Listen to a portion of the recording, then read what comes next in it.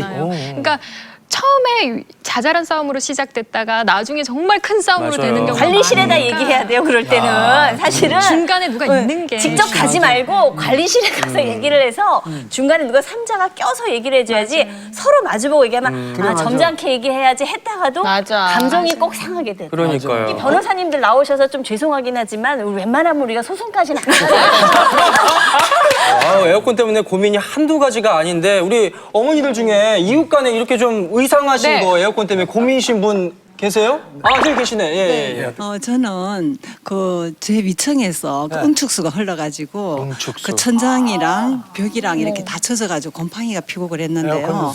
제가 가서 몇 번 올라가서 얘기를 해도 못 해준다고 그러거든요.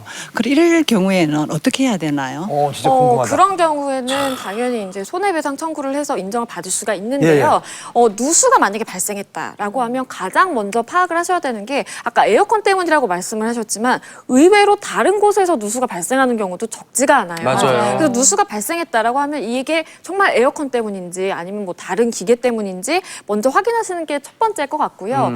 그 다음에는 이 책임을 물어야죠. 과연 누구에게 책임이 있는가? 에어컨 그 응축수가 떨어지는 그 호스를 잘못 설치하는 그 설치상의 하자가 있을 수가 있고요. 아니면 아예 그 에어컨을 만드는 제조업체상의 그 제조 하자가 있을 수 있습니다. 그러면 내가 이웃집이랑 싸울 필요 없이 이웃집은 설치업체나 아니면 제조업체에 가서 또 책임을 물을 수가 있어요. 그러면 거기서 내 이웃집을 통해서 나에게 결국 배상을 해주게 되는 거거든요. 그러면 이웃 간에 의상하지도 않고 결국에 원인이 있는 문제점을 찾아서 그 책임을 묻게 할 수 있으니까요. 반드시 그게 제품상의 하자인지 아니면 설치상의 하자인지를 꼭 확인하시는 게 먼저일 것 같습니다. 아니 저는 사실 누수 문제가 위아래 집 간에 그 문제가 될 때가 많아요. 저 옛날에 이사 와가지고 인테리어 한 지 한 달밖에 안 됐는데 물폭탄 한 번 맞은 적 있어요.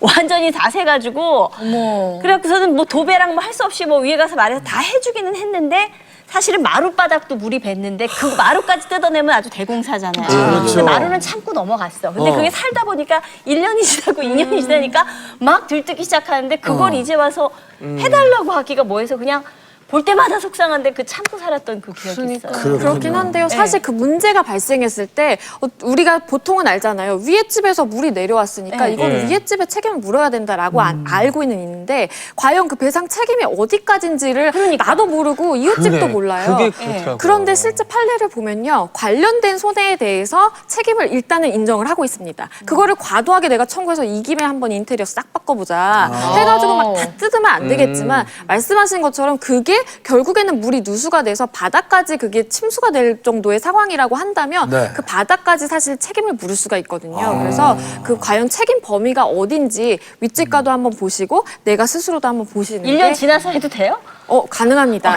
밑에 통닭집이 있고 저 청국장집이 있는데 여름철 더워서 문 열어보면 그 통닭 튀긴 냄새랑 청국장 냄새가 그렇게 올라오는데 이건 어떻게 이것도 그러니까요. 그런 경우에는 사실 만약에 내가 이제 들어갈 입장이다라고 하면 이미 그 세입자에게 그 전세가가 다 그렇게 맞게 이제 좀 책정이 돼 있잖아요. 한마디로 좀 떨어져서 있잖아요. 근데 내가 있다가 그게 생긴다. 그러면 사실 나의 동의도 받아야 되는 건데 나도 엄연히 세입자인데 하지만 우리나라에서는 그게 참 어렵습니다. 독일 같은 경우에는요. 실제로 그렇게 냄새가 KBS